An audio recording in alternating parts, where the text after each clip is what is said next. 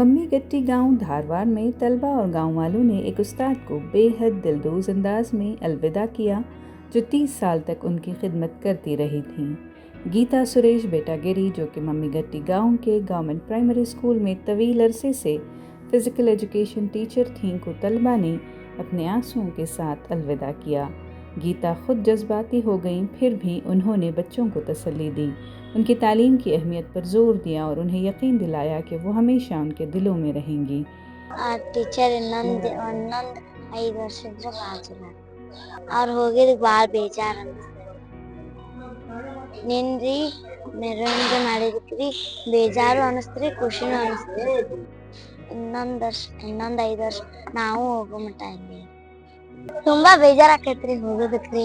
ಇನ್ನೊಂದ್ 5 ವರ್ಷ ಇಲ್ಲೇ ಇರ್ಬೇಕು, ನಾವು ಹೋಗೋದಂಗ ಇರ್ಬೇಕಂತ ಆಸೆ.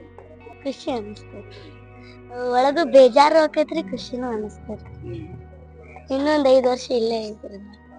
गीता ने 1994 में स्कूल ज्वाइन किया था और उनके काम के दौरान वो न सिर्फ उस्ताद बल्कि एक मुशीर और रहनुमा भी थी। हाल ही में उन्हें गांधीनगर धारवाड़ के गवर्नमेंट स्कूल नंबर 5 में ट्रांसफर कर दिया गया है। गीता बुनियादी तौर पर फिजिकल एजुकेशन टीचर थी, मगर उनका तलबा के दिलों पर गहरा असर दिखाई देता है। वो कई तलबा, खास तौर पर लड़कियों के लिए काबिल एतमाद मुशीर थी, जो अक्सर अपने ज़ाती मसाइल के हल के लिए उनसे रुजू करते थे।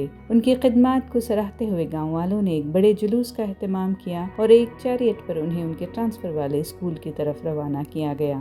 गीता की सर्विस में अभी 5 साल बाकी हैं। गीता सुरेश बेटागिरी की अलविदाई तकरीब उनकी मेहनत और लगन का सबूत है और इस बात की दलील है कि खिदमत के रास्ते में मिलने वाला सबसे बड़ा इनाम लोगों की मोहब्बत और इज्जत है।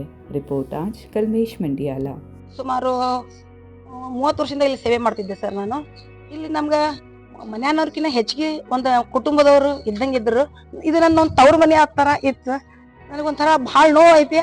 ಅನಿವಾರ್ಯ ನನ್ನ ಮನೆ ಕೌಟುಂಬಿಕ ಸಮಸ್ಯೆಗಳನ್ನ ನೋಡ್ಕೊಂಡು ಕೂಡ ನಾನು ವರ್ಗಾವಣೆ ತಗೊಂಡಿನಿ ಸರ್. ಒಡನಾಟ ಅಂತೂ ತಂದೆ ತಾಯಿಕಿನ್ನ ಹೆಚ್ಚಿಗೆ ಸರ್. ಶಿಕ್ಷಕರ ಜೊತೆಗೆ ಶಿಕ್ಷಕರಾಗಿ, ಮಕ್ಕಳ ಜೊತೆಯಾಗಿ ಒಂದು ಕೆಲಸ ಮಾಡ್ತಾರೆ.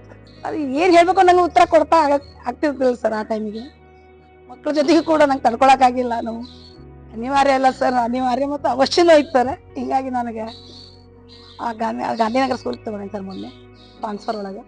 ಸರ್ ಈ ರೀತಿ ಮಾಡ್ತಾರೆ ಇಲ್ಲೋ ಮಕ್ಕಳನ್ನ ಗೊತ್ತಿರಲಿಲ್ಲ. ಅದು ಸಡನ್ ಆಗಿ ಎಲ್ಲ ತಯಾರಿ ಮಾಡಿಬಿಟ್ರು ಸರ್. ಊರವರು ಕೂಡ ನನಗೆ ಎಷ್ಟು ಹೇಳಿದ್ರು ಕಡಿಮೆ. ಅದು ಹೇಳಿದ್ನಲ್ಲ ಸರ್, ತವ್ರ ಮನೆಗಿಂತ ಹೆಚ್ಚಿಗೆ ಆಗೈತೆ ನನಗಿದು.